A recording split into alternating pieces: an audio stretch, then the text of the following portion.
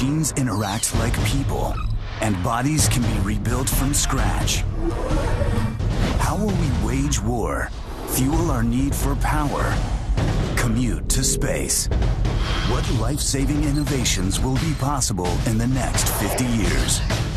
Flying ambulances and intelligent clothing. Brain chips cure paralysis. Vital organs printed to order. See how scientists today are making visions of tomorrow real.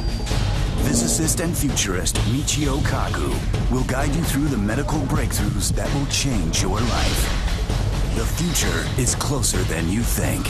It all starts now with the body. 50 years from now, you'll live in an intelligent house. You can program sensors to monitor your body and keep you healthy, yet guard your privacy. Caution, alcohol level. Because any information you reveal could come back to haunt you. Let's keep this between us.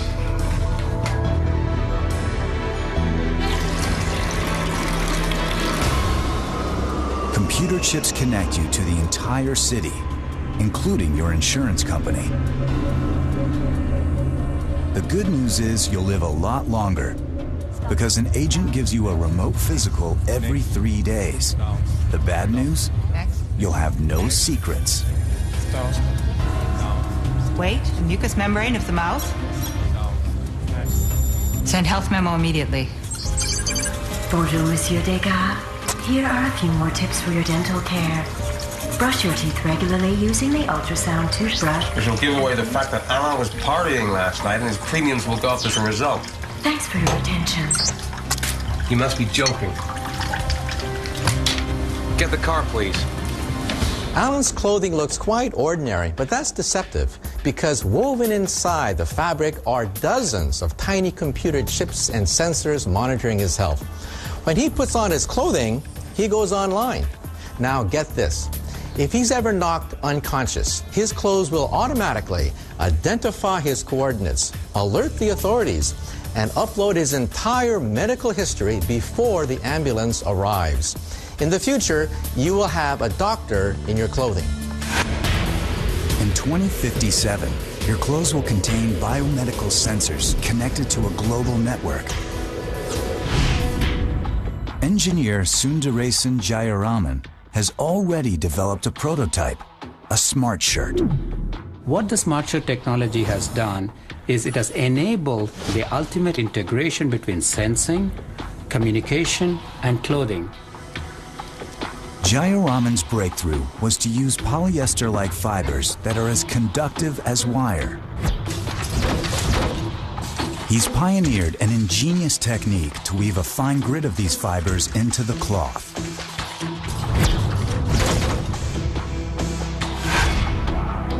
His method took years to perfect before he created a shirt both soft and washable. Wires and computer chips can disappear into the fabric. And sensors can be inserted at any point. So let's say I'm an athlete who is training for my Olympics or any particular sport, then I can monitor my heart rate, for instance, using this shirt. And so the information will go from there to this. There'll be a controller here, and from here the information will be transmitted to the point where you want to collect the data. Tests have already begun. The shirt gives a complete readout of the athlete's heart rate and activity. Coaches can use such data to improve training. But in the future, intelligent clothing will do much more. The moment a soldier is hit, smart clothes will transmit the exact location of the wound and his vital signs. Smart clothes will monitor carbon monoxide levels for firemen, and they'll alert a hospital at the first signs of a heart attack. 50 years from now, everybody, from little babies to senior citizens, will be wearing this kind of clothing that can enhance the quality of life for them. And in fact, if a person is involved in an accident, that can actually save their life. In 2057, your car pulls up on command to take you to work.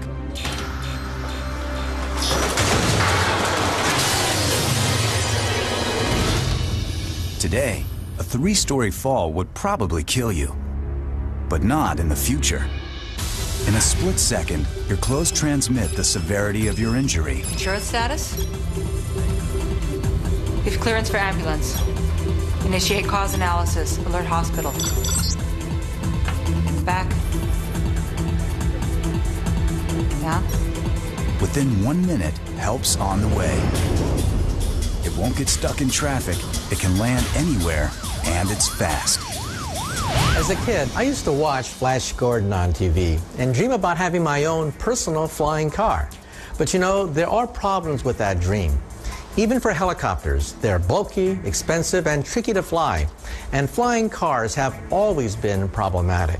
But engineers are now solving those practical problems. And NASA scientists envision the day when we will look up and see a superhighway in the sky.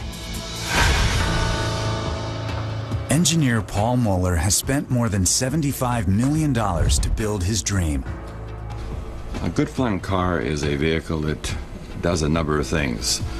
Takes off vertically like a helicopter, flies at high speed like an airplane, and drives for some distance on the road like an automobile. From the start, Mueller set his sights on vertical takeoff. Very few people have airports in the backyard, so that's absolutely critical. He was up against some big challenges. Maintaining balance during vertical takeoff is near impossible for a human. No pilot can adjust engines on each side of the plane fast enough to keep it level.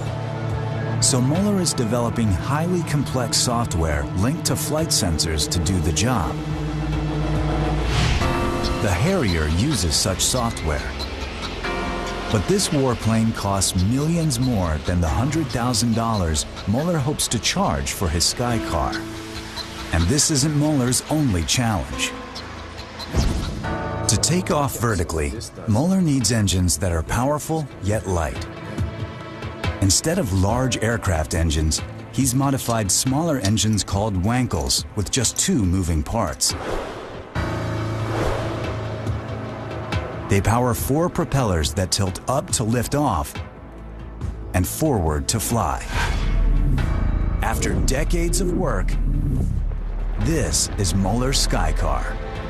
700 horsepower, yet only 1,400 pounds.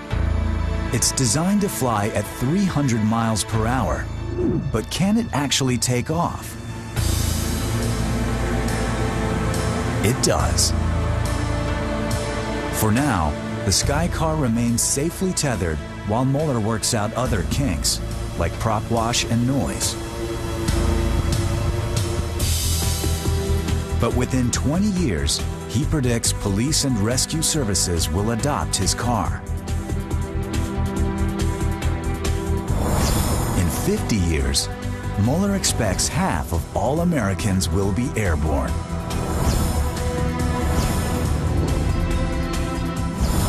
Whether or not Mueller succeeds, advances will continue in engine technology, materials, and computer chips. Many engineers believe you'll see some kind of affordable air vehicle in the next 20 years. You'll fly to a nearby airport, pop it into car mode, and drive home. A lot of people get concerned because they got this vision of all kinds of vehicles up in the air, but actually if you took all the cars on the road in America today and put them in the air, they'd still be miles apart. You'll see a computerized world where you're not flying it, you're just sitting, you're playing computer games, you're reading, you're sleeping, doing whatever as you're delivered from point A to point B. In the future, flying ambulances will arrive 10 times faster. And on board, they'll have a secret weapon to cheat death.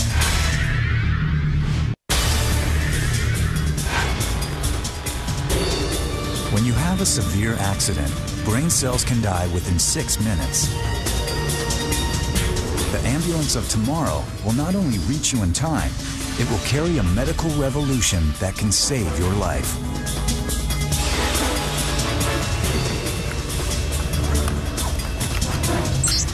Patient data registered. Alan Dega. Platinum class confirmed. Loss of blood, 35%. I suggest reversible death. Okay.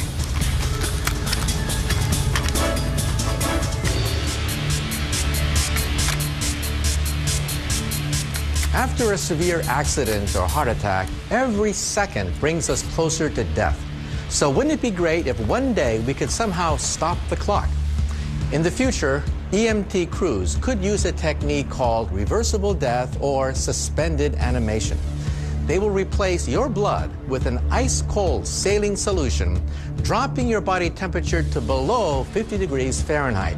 At that point, brain and heart activity come to a halt. And that's not the only blood substitute that one day could save your life. Okay, tell me what happened. At Virginia Commonwealth University, anesthesiologist Bruce Spiess is testing a radical blood transfusion for trauma victims. Alcohol, drugs, any other problems that we know of? None that we know of. Okay, let's get them on the table. Blood carries the elixir of life, oxygen. Disrupting the blood supply stars the tissues and threatens the brain. About his past history? Tell me more. And how fast we get oxygen to the injured brain is key to the survival of the brain and the ultimate rehabilitation capability of the patients. Whether they can ever walk again, eat, drink, speak, all depends on that early delivery of oxygen. Brain cells can survive only 6 minutes without oxygen. This is an image of a brain trauma victim. The big hole is dead brain tissue, starved of oxygen. For years, Spiess has been searching for the fastest way to restore oxygen to the brain. Red blood cells work too slowly. He's after an oxygen-carrying substitute that's faster. Finally, he has a likely candidate. A milky substance full of harmless oil-based particles called fluorocarbons. In brain trauma, we see that there's constriction of the blood vessels and actually stoppage of blood flow. In this example, you can see blood flowing through blood vessels and slowing. At some spots, it actually stops. The fluorocarbon blood substitutes fill in the spaces in between the red cells and can get to parts of the body where there simply is no blood flow. The key is their size. Fluorocarbons are 1/100th to 1,000th the size of red blood cells. Yet they carry up to 3 times as much oxygen. For trauma victims of the future, chilled artificial blood could lower core body temperature and create a safe state of suspended animation. By using fluorocarbons as a way to not only cool a patient, but to increase the oxygen delivered to those tissues, we could preserve brain tissue or heart tissue that would otherwise die. With your body stabilized, you can be loaded into an ambulance and flown to a hospital. The ER of the future will be completely different. Non-invasive body scans will allow physicians to search instantly for broken bones and internal injuries.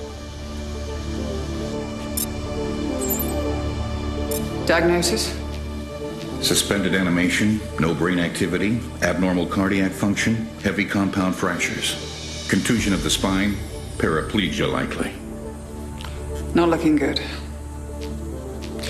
Okay, let's get started. Insert the sensors. Tiny electrical microstimulators are injected in your leg and attach themselves to your disabled muscles. The sensors will receive wireless signals that reconnect your muscles with your brain, allowing you to walk again. Today, most images of your organs are hours or even days old by the time your doctor sees them. But 50 years from now, physicians will see images in real time, even as they operate.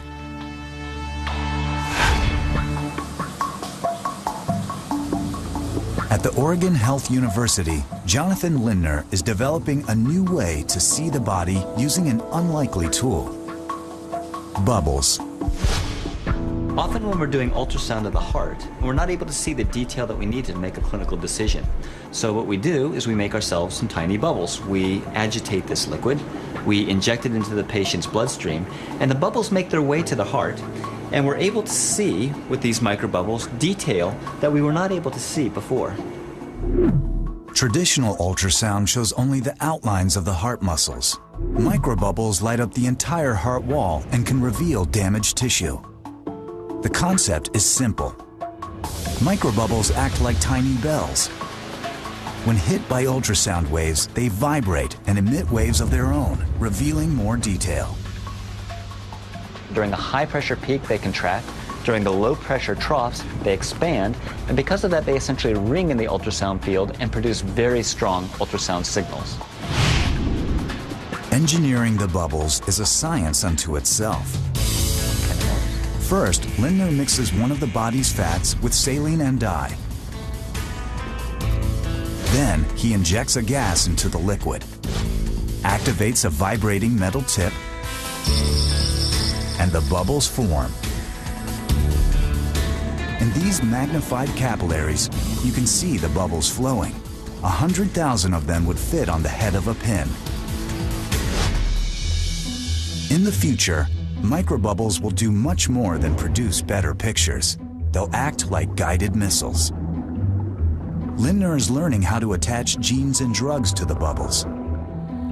And with his colleagues, he's experimenting with a powerful ultrasound beam to deliver drugs to diseased tissue.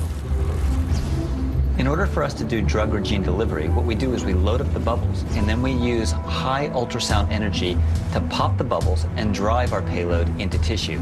So here you see bubbles in an artificial blood vessel, and we're going to strike them once with high-power ultrasound and essentially destroy them. By bursting the bubbles on command, he's able to deliver drugs to tissue with pinpoint accuracy. The result? Smaller doses and fewer side effects. Microbubbles will change forever how we treat disease and examine the body.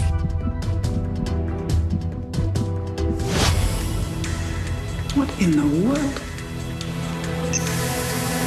Next layer.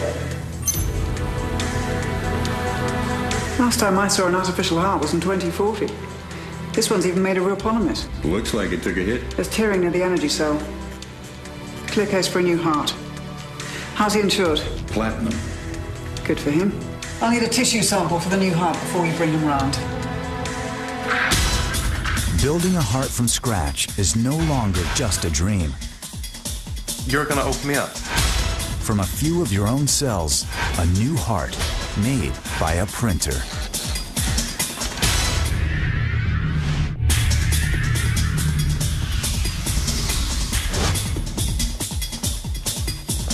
"50 years from now, we'll have cures for trauma victims that would seem like miracles today." Your left thigh's been fractured and your hip is dislocated. 2 ribs and a second lumbar vertebra are also fractured, but you have a bigger problem. Your artificial heart has fissures. You're gonna open me up. You need a new heart. The print's already in progress. It'll only take another 20 hours.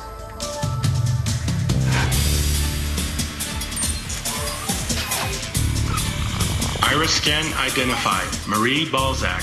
Status, cleared for security zone. Have a nice evening.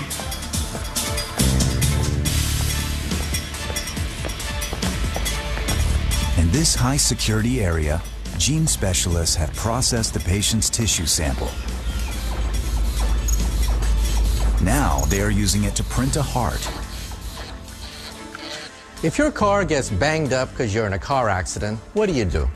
You go to the body shop and get a new door or fender. But if you happen to be in that same accident, you could die. Now, consider this. In the United States alone, there are 91,000 patients waiting for an organ transplant. And of them, 18 die every day for an organ that never comes. What we need is a human body shop. And in 50 years' time, tissue engineering could change everything. A child today with a defective heart valve has limited options. Valves from animals don't last long, and artificial valves can cause clots. Stephen Yuckenheuvel wants to avoid these problems by implanting the world's first heart valve grown exclusively from the body's own tissue.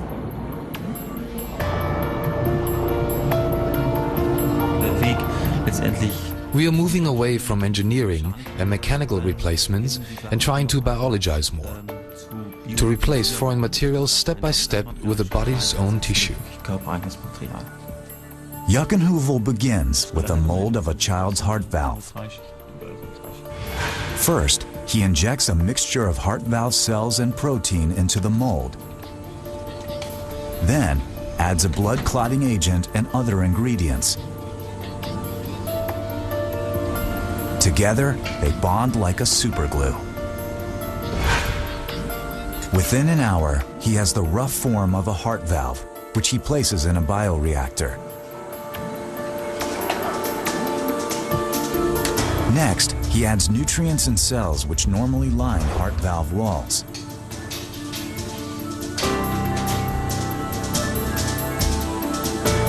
The cells latch onto the structure and start to grow. Within just 3 weeks, a complete heart valve has formed. Finally, a pump exercises the valve to strengthen its walls so it can withstand the high pressures in a human heart. Yuckenheuvel believes that within 10 years, his heart valves will beat within a human body. But valves are just the start. The holy grail of tissue engineering is to grow entire organs from scratch, like the heart. At Clemson University, researchers believe the key may lie with an unexpected everyday machine. We didn't change much, first of all. This is a conventional inkjet printer, and so what we do is we change the cartridge quite a lot. We take the ink out, we'll modify it so it can accommodate our cells. We rinse it and so on, and sterilize it as well. To test the precision of his modified printer, Bolin first fills the ink cartridge with bacterial cells. Instead of paper, he prints on a very thin biogel. Bolin types out a name, hits print, and the machine springs into action. The cells appear to land in precisely the correct place. But will they live? After incubating them for 6 hours, the researchers check. The green light is just the fluorescence of the cells, and that shows basically that we did two things.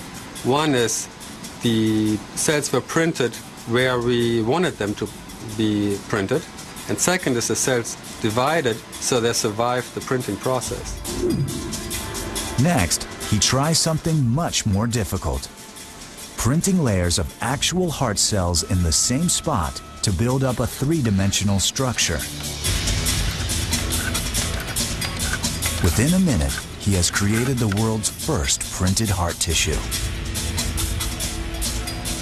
But are the cells still alive? They are, and they actually beat just as in a living human heart. What we see here are a couple of layers of heart cells that we printed using our printers. And what we want to do eventually is to print an entire heart. We may achieve this in 50 years or so, but there are a number of things to overcome. The ability to print capillaries, for example. But if we overcome those obstacles, and I think we will, then this could quite be possible. 2 days before Alain's heart transplant, the insurance department reviews his case. Next. Stop. Now, his attempt to hide his late-night partying could backfire. Please include in the record, patient Degas Alain, inconsistent test results.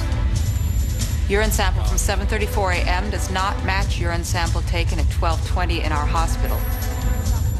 Probability of manipulation, 80%. Request detailed check, groceries, trash, and contents of refrigerator. Suspicion of alcohol. Run.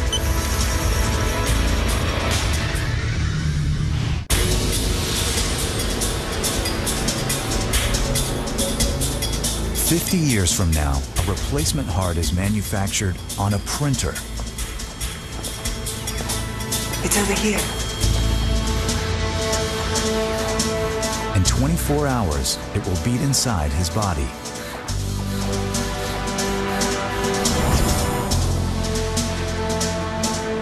In the future, health insurance could consume almost a quarter of your salary, Can you move your leg? but it provides medical miracles. Okay, Monsieur Degas.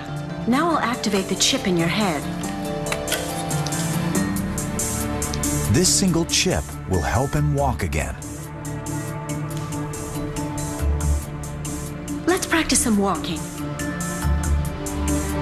Monsieur Degas, Does a brain chip sound impossible? Think again. ready? Today, there are hundreds of thousands of patients worldwide who are paralyzed.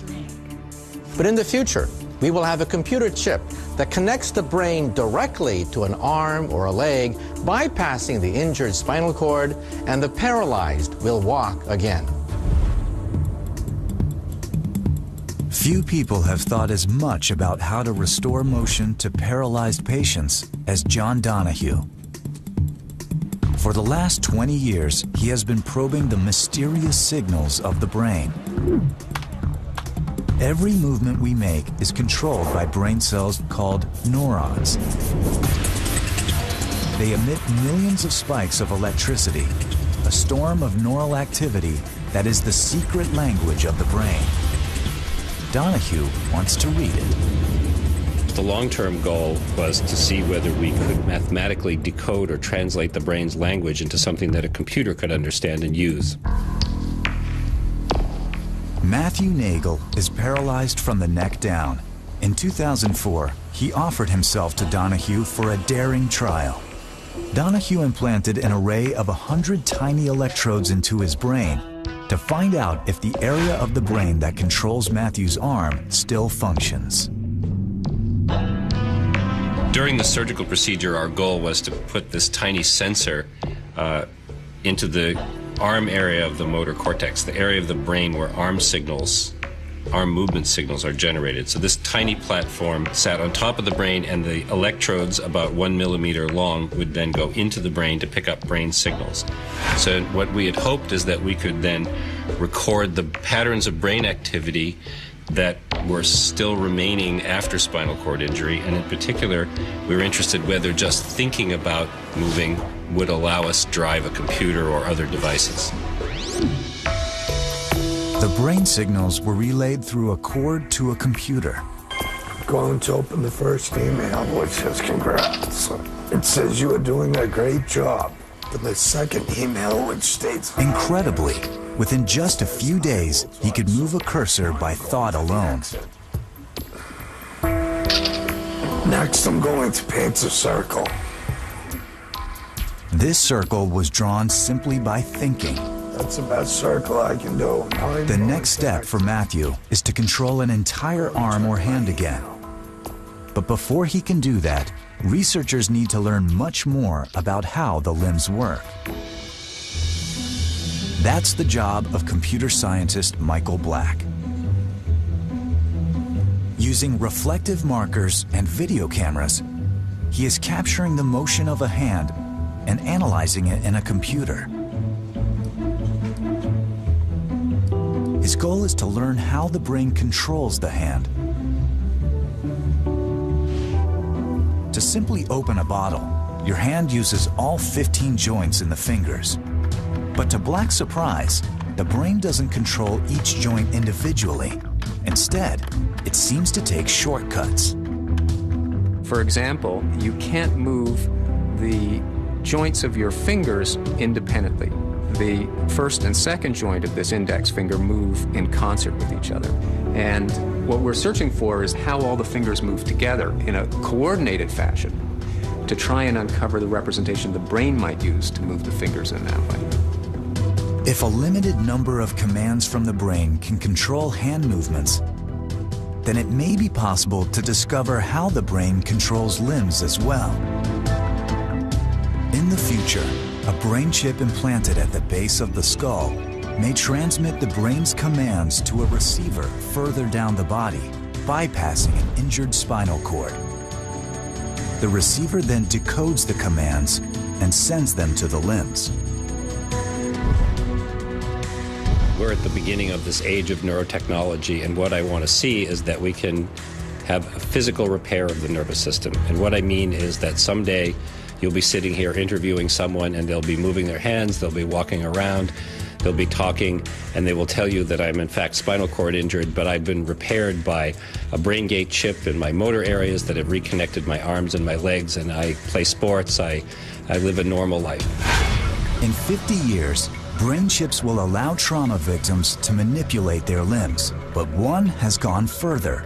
He manipulated his records. Haha, my friend. Degas Alain, suspicion of manipulation confirmed. Cancel insurance coverage immediately. Confirmed. Degas Alain, cancel insurance coverage immediately. Now when I let go of you, just think of walking.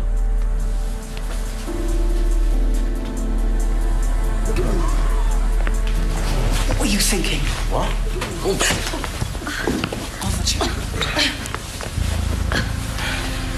Maybe I should come back in a few minutes. What's the problem? The results for your urine tests before and after the accident don't match up. You manipulated them. I had a few drinks the night before. I was just trying to keep my premiums down. Alain, personal care refusing to pay a dime. You know what that means. NI. You're not insured. Monsieur Degas, I'm sorry. Treatments for those without premium insurance will be limited, but attempting to beat the system could be fatal.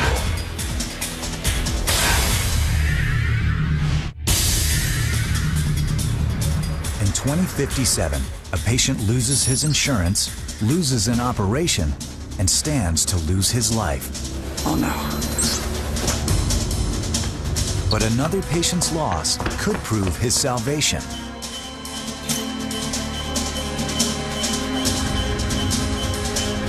A patient with premium insurance has died, and now the doctor is taking a risky gamble.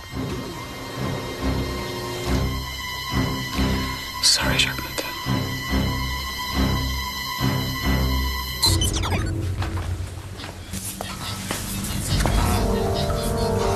It's after hours, and security is lax in the non-insured ward.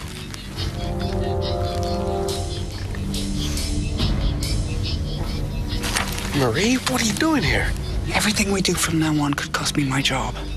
I'm giving you the insurance chip of a first-class patient. What have you done? He was dead already.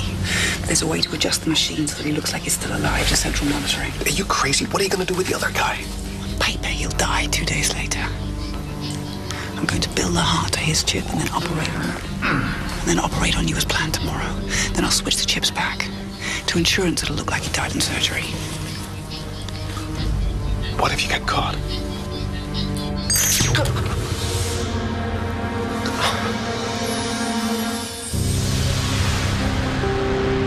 The next morning, Alain arrives in the operating room.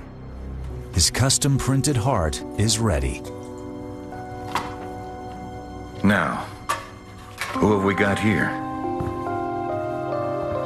Jacques Martin, born 4/5/95, 90 kilograms platinum level. Heart transplant with engineered organ. Can you believe he's 62 years old? He's in good shape, Monsieur Jacques Martin. Concentration, please. Everyone ready? Patient hypotherm. During surgery, doctors won't have to touch the patient. Body temperature 46 degrees. Blood completely replaced with plasma solution. Instead, surgeons will manipulate a 3D model of the body.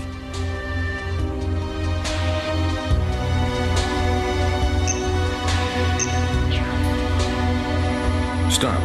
Computer rejecting data. Seems like we've got the wrong patient.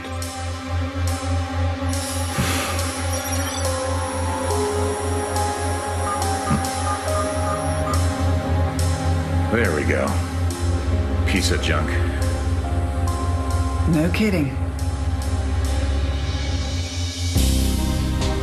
These virtual images will revolutionize surgery in the next decades.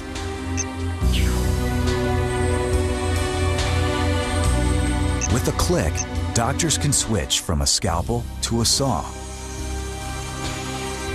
They open the thorax virtually, while robotic arms perform the actual incisions.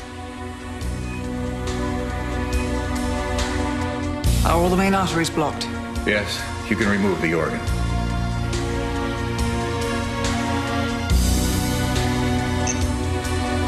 Years ago, some scientists predicted that robots will push the human out of the operating room. Well, that may never happen because every patient is different. Robots cannot anticipate the unexpected. They cannot adjust to new operating strategies. So for you parents out there, hoping that your kids become doctors, keep on saving money for medical school. In the future, there will be surgeons in the operating room. And it's going to be the human-machine partnership that will perform miracles in the hospital. Robotic surgery will soon transform how we operate on the body. Don't give up.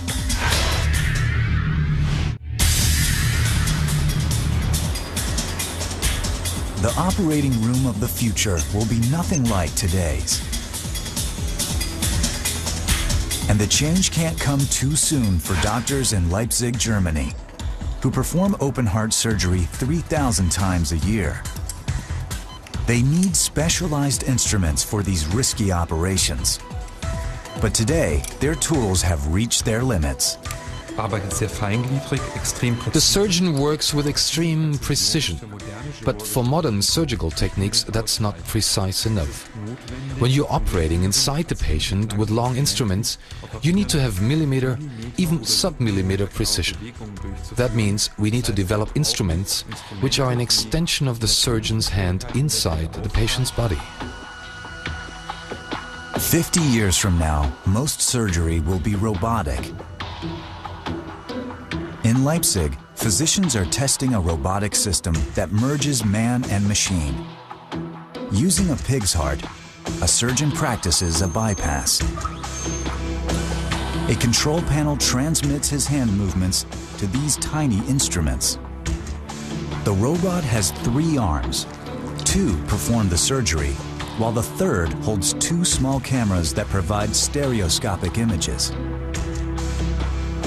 The slim probes can reach where human hands cannot. The surgeon can view an image enlarged up to 30 times, so a large movement of his hands creates a much smaller movement by the robot. And a tremor filter keeps a patient from suffering the effects of a surgeon's shaky hands. In the future, robots wielding scalpels will be so precise they will perform surgery on individual cells. But even with ultra precision, things can still go wrong. If a doctor makes a mistake, the robot will too. What we need is a robot smart enough to know better. And Leipzig engineers are developing such a system. In brain surgery, for example, a doctor first outlines the part of the skull he needs to cut to reach the brain. Next, a camera and infrared sensors track the drill's precise position as it goes to work. Now, every millimeter is critical. Drilling too deep could damage delicate nerves.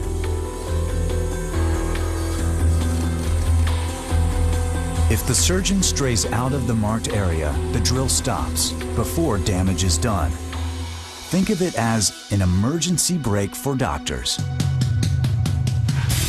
But the ultimate in robotic surgery will be telesurgery on a patient hundreds or thousands of miles away, such as on a battlefield.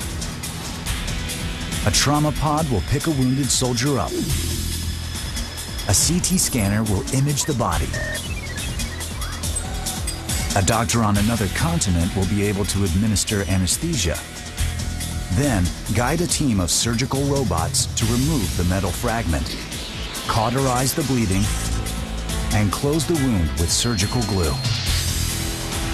The best surgeons will be able to treat people wherever help is needed. We assume that the surgeon will continue to play the most important role in the operating room, but robots and computers will support the surgeon so that he is more efficient. And operations will be possible, which we can't even imagine today. Alain's custom-printed heart is now in his chest. We're running out of time. The fibrin glue will harden in 5 seconds.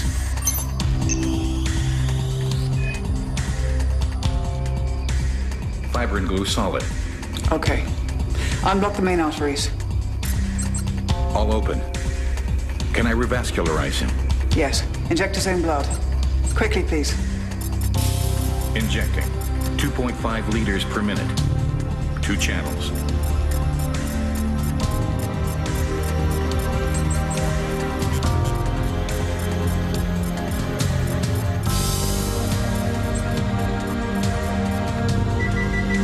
It's not beating.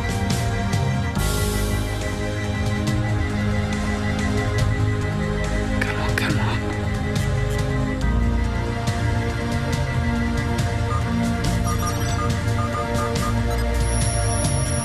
It's taking too long.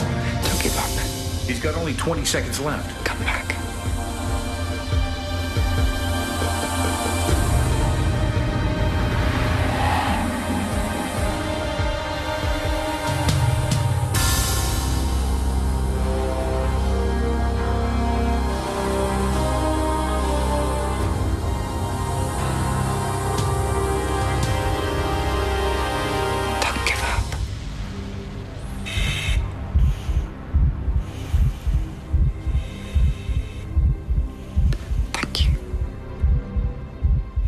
Blood pressure okay? I'll stabilize him. Please close the thorax.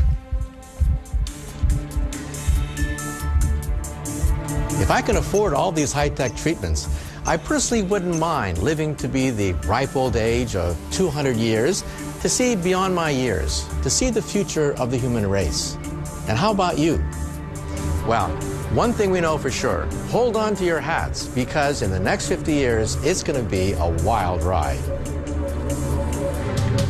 A super digital wired world. Holographic companions. Personal robots. How will fully networked cities of the future change your world? 2057 continues next with The City. Want a taste of life in the city of the future? Or hear more from futurist Michio Kaku? Go to discovery.com/2057. Interact in the future zone.